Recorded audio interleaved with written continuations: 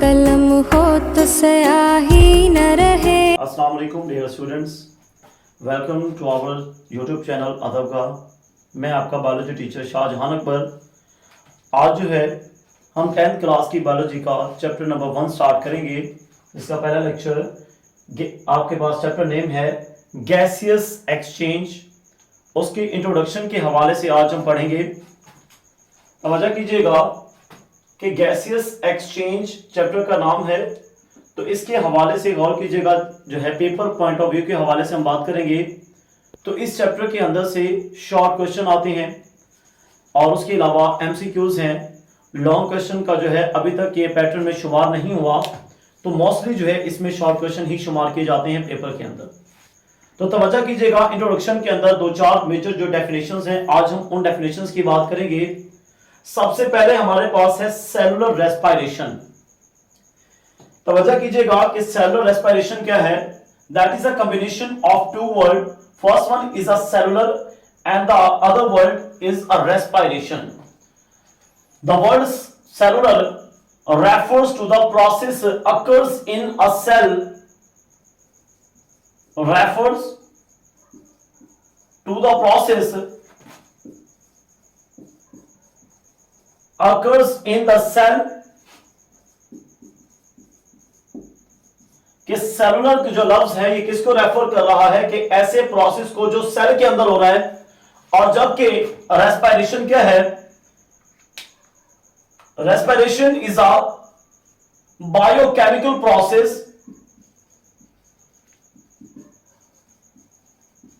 ये एक biochemical process है जिसमें याद रखिएगा कि फूड की ऑक्सीडेशन की जाती है इन the presence of oxygen. Biochemical process in which oxidation of food is carried out in the presence of oxygen। कि ऑक्सीजन की मौजूदगी में याद रखिएगा क्या करते हैं हम, खुराक की जो है ऑक्सीडेशन करते हैं। और ये प्रोसेस कहां पे हो रहा है, सेल के अंदर हो रहा है। तो जिसकी वजह से हम इस प्रोसेस ऑफ रेस्पिरेशन के लिए लफ्ज क्या इस्तेमाल कर रहे हैं, सेलुलर रेस्पिरेशन का लफ्ज इस्तेमाल कर रहे हैं। अब इस ऑक्सीडेशन का क्या मतलब है, तवज्जो कीजिएगा कि खुराक फूड जो है इसके अंदर हम सबसे सिंपलेस्ट यूनिट देते हैं फूड का, that is a glucose. And in glucose that is या there is a carbon and hydrogen bond will exist that is used as a fuel. कि यहां पे ये जो बॉन्ड है कार्बन और हाइड्रोजन का, इसको इस्तेमाल किया जाता है फ्यूल के तौर पे। और ऑक्सीजन की प्रेजेंस के अंदर इस बॉन्ड को ब्रेक किया जाता है and the energy will be transformed into ATP. और तवज्जो कीजिएगा कि ऑक्सीजन का इस्तेमाल होगा, ये जो हम लिख रहे हैं यहां पे, oxidation of food is carried out in the presence of oxygen.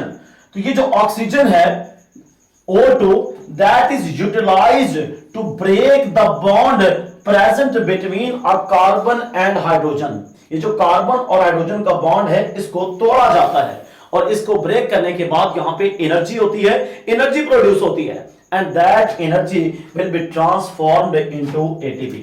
और यहां पे जो हमें एनर्जी हासिल होगी, और कीजिएगा, energy is transformed into ATP. और यहां पे जो एनर्जी प्रोड्यूस होगी उसको किस में कन्वर्ट कर दिया जाएगा, एटीपी के अंदर कन्वर्ट कर दिया जाएगा। दोबारा देखिएगा जरा इस प्रोसेस को हम देखते हैं। सेलुलर रेस्पिरेशन क्या है, the cellular respiration is a biochemical process in which the oxidation of food is carried out, in which carbon and hydrogen bond of food are broken by the oxygen and energy is transformed into ATP। और जिसके अंदर जो है energy जो produce होती है उसको ATP में ट्रांसफॉर्म कर दिया जाता है and that ATP is utilized in a different जो है प्रोसेस इन लिविंग ऑर्गेनिज्म। और इस एनर्जी को क्या किया जाता है, मुख्तलिफ जो है फंक्शंस जानदारों के अंदर जो हो रहे हैं उनको कंप्लीट करने के लिए क्या किया जाता है, इस्तेमाल किया जाता है। अब ये हमारे पास रेस्पिरेशन दो तरह की है, एक तो आपके पास क्या है एरोबिक और दूसरी होती है एनएरोबिक। एरोबिक रेस्पिरेशन है, दो टाइप्स है इसकी रेस्पिरेशन की। टाइप्स की बात करें तो ये दो हैं आपके पास टाइप्स ऑफ रेस्पिरेशन। ये हमारे पास दो टाइप्स हैं इसकी, एक आपके पास एरोबिक और दूसरी कौन सी है एनएरोबिक। एरोबिक दूसरी हमारे पास एनएरोबिक। तो एरोबिक रेस्पिरेशन और एनएरोबिक रेस्पिरेशन, ये जो लफ्ज एनएरोबिक है इसके लिए दूसरा लफ्ज इस्तेमाल किया जाता है फर्मेंटेशन का। दूसरा नाम दिया जाता है इसको फर्मेंटेशन। तो यहां पे जो हम बात कर रहे हैं याद रखिएगा कि ये that is a complete oxidation and that is carried out in the presence of oxygen. So aerobic respiration जो हम बात करें that is carried out in the presence of excess of air या एक्सेस ऑफ ऑक्सीजन। कि ये जो aerobic respiration होती है ये ऑक्सीजन की याद रखिएगा कि प्रेजेंस के अंदर, और ऑक्सीजन जो प्रेजेंस होगी वो क्या होगी एक्सेस अमाउंट में होगी, बहुत ज्यादा मिकदार में या बहुत ज्यादा कंसंट्रेशन के अंदर होगी। तो गौर कीजिएगा aerobic respiration carried out in the presence of excess amount of air. So excess of air कह सकते हैं या एक्सेस ऑफ ऑक्सीजन कहेंगे कि ऑक्सीजन की एक्सेस अमाउंट होगी और उसमें याद रखिएगा जब ऑक्सीजन की मिकदार ज्यादा होगी, ऑक्सीजन की कंसंट्रेशन ज्यादा होगी तो उस वक्त क्या होगा कि ये जो कार्बन और हाइड्रोजन बॉन्ड है या जो आपके पास फूड मॉलिक्यूल है या ये जो ग्लूकोज है ये मुकम्मल तौर पे ऑक्सीडाइज होगा। क्योंकि बात करें ऑक्सीडेशन की तो यहां पे इस खुराक की मुकम्मल ऑक्सीडेशन होगी। So that is complete oxidation of food molecule is called as aerobic respiration and it is carried out in the presence of excess amount of oxygen. अब सेलुलर रेस्पिरेशन का इस गैसियस एक्सचेंज से क्या ताल्लुक है? अब हम इसकी बात करें तो तवज्जो कीजिएगा कि गैसियस एक्सचेंज क्या है। गैसियस एक्सचेंज, गैसियस एक्सचेंज कहते हैं गैसों के तबादले को। और कीजिएगा क्योंकि सेलुलर रेस्पिरेशन के नतीजे में दो चीजें आपके पास प्रोड्यूस हो रही हैं, गैसियस एक्सचेंज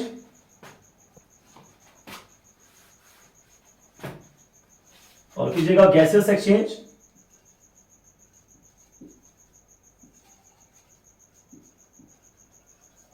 गैसियस एक्सचेंज, तो गैसियस एक्सचेंज के अंदर हमारे पास जो है गौर कीजिएगा सेलुलर रेस्पिरेशन के नतीजे में दो चीजें प्रोड्यूस हो रही थी एज ए बाई प्रोडक्ट के तौर पे। एक क्या थी यहां पे जो है इसके नतीजे में प्रोड्यूस हो रही थी आपके पास CO2 और दूसरा जो है वाटर का मॉलिक्यूल, पानी का मॉलिक्यूल प्रोड्यूस हो रहा था।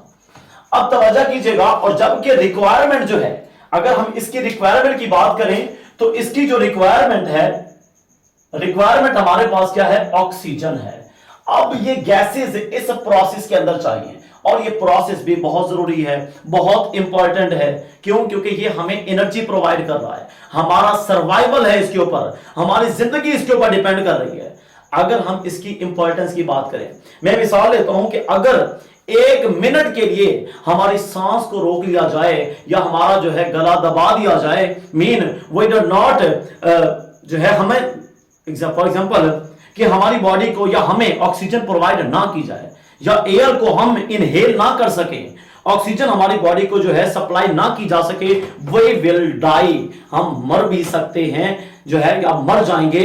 इट्स मीन कि ऑक्सीजन की इतनी इंपॉर्टेंस, और वो किसके लिए है? इसी सेलुलर रेस्पिरेशन के लिए। क्योंकि आप देख रहे हैं कि ऑक्सीजन कहां पे इस्तेमाल है, सिर्फ और सिर्फ इस सेलुलर रेस्पिरेशन के अंदर इस्तेमाल की जा रही है।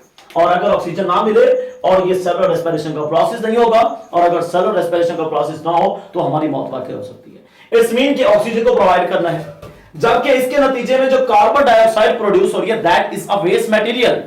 अब इस वेस्ट मटेरियल को बाहर निकालना है। तो गैसियस एक्सचेंज क्या है?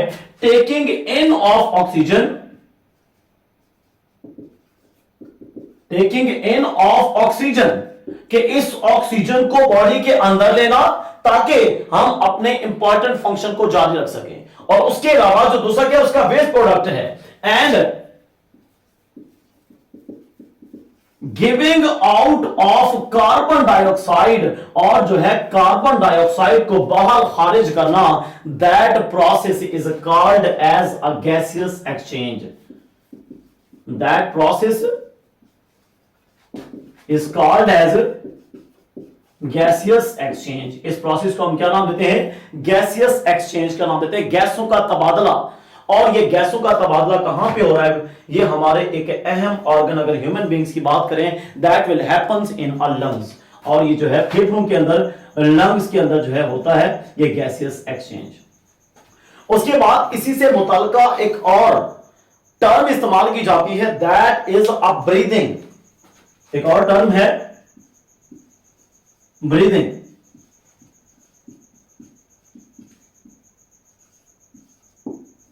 ब्रीदिंग टर्म है, और याद रखिएगा कि ये क्या है, इनको अमूमन कहा जाता है ब्रीदिंग और गैसियस एक्सचेंज एक ही बात है। तो मैं आपको बताता चलूं, ये दोनों ही डिफरेंट प्रोसेस है। गैसियस एक्सचेंज हमारे पास क्या है? That is basically that happens by the process of diffusion. इसके अंदर एक अमल हो रहा है डिफ्यूजन का, जिसमें ऑक्सीजन हवा के अंदर से निकाल के ब्लड में शामिल की जा रही है, ताकि खून के अंदर क्या हो, हमारे बॉडी सेल्स के अंदर क्या की जा सके, हर बॉडी सेल को ऑक्सीजन फराहम की जा सके, और उसके अलावा सेलुलर रेस्पिरेशन का प्रोसेस किया जा सके। और जबकि जो वेस्ट मटेरियल है वो कौन सा है? Carbon dioxide. उसको वहां से इकट्ठा किया जाता है लंग्स के अंदर, और लंग्स के अंदर से वहां से उसको बाहर भेज दिया जाता है। अब गौर कीजिएगा, यहां पे दो प्रोसेस है। एक तो लंग्स के अंदर से ब्लड में ऑक्सीजन का शामिल होना, और दूसरा कार्बन डाइऑक्साइड का ब्लड से निकलकर दोबारा कहां आ जाना? लंग्स के अंदर आ जाना। That is the process of gases exchange. But in breathing it is a process, it is a physical process कह सकते हैं आप इसको, फिजिकल प्रोसेस या mechanical process, in which intake of air, we intake air, जिसमें हम क्या करते हैं? हवा को अंदर लेकर जाते हैं, इनहेल करते हैं, to get oxygen from it, उसमें से ऑक्सीजन को हासिल करने के लिए, to get oxygen from it, कि उसके अंदर से ऑक्सीजन को हासिल करने के लिए हम क्या करते हैं? हवा को अपनी बॉडी के अंदर लेकर जाते हैं। So that is a physical process.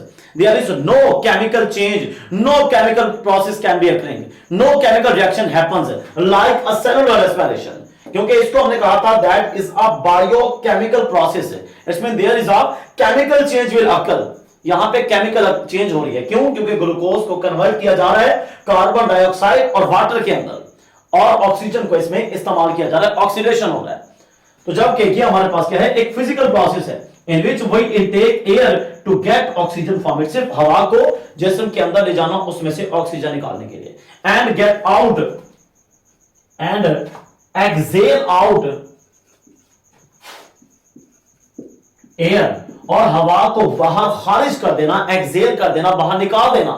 क्या करने के लिए? to get rid from carbon dioxide, to get rid from carbon dioxide, ताकि कार्बन डाइऑक्साइड से छुटकारा हासिल किया जा सके, जान छुड़ाई जा सके, क्योंकि वो हमारे पास एक वेस्ट प्रोडक्ट है, वो एक वेस्ट है, उसको निकालना, ये प्रोसेस क्या कहलाता है? That is called as a breathing. इसे हम क्या नाम देते हैं? ब्रीथिंग का नाम देते हैं। अगर हम बात करें प्लांट्स की, या क्योंकि एनिमल्स की तो हम बात कर चुके हैं, क्योंकि गैसेस एक्सचेंज किसके लिए जरूरी है? इस सेलुलर रेस्पिरेशन के लिए। और ब्रीथिंग भी क्या है? इन दोनों के इंपॉर्टेंस को देखा जाए, both are important just to carry out our that biochemical process. ये दोनों हो रहे हैं, ये क्या कर रहा है? सिर्फ और सिर्फ हवा को जिस्म के अंदर लेकर जा रहा है, और उस जो हवा अंदर जा रही है उसको अंदर से ऑक्सीजन को हमारे खून में शामिल करना, और हमारे खून से कार्बन डाइऑक्साइड को निकालना, कौन सा प्रोसेस है? गैसेस एक्सचेंज है। लेकिन ये दोनों प्रोसेस कैसे हो रहे हैं? सिर्फ और सिर्फ हमारे इस मेन सेलुलर रेस्पिरेशन के प्रोसेस को मुकम्मल करने के लिए। उसके बाद गौर कीजिएगा, breathing is completed in two process, ये दो प्रोसेस के अंदर मुकम्मल हो रही है। एक कौन सा?